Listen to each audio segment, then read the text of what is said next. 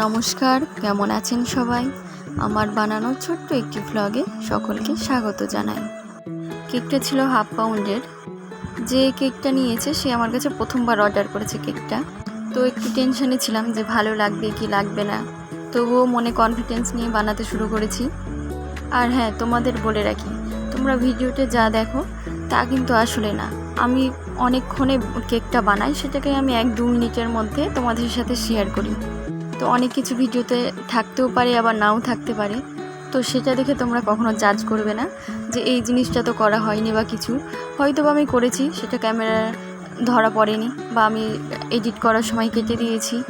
তাই তোমরা যারা ডিটেলসে শিখতে চাও তারা আমার অফলাইন কেক বেকিং ক্লাসে জয়েন হতে পারো। আমার 14 নম্বর ব্যাচ খুব তাড়াতাড়ি শুরু হচ্ছে।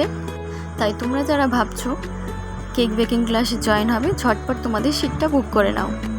সেখানে সকলকে ডিটেলসে সব কিছু বলে দেওয়া হয় এবং সেই হিসাবেই সবাইকে শেখানো হয়।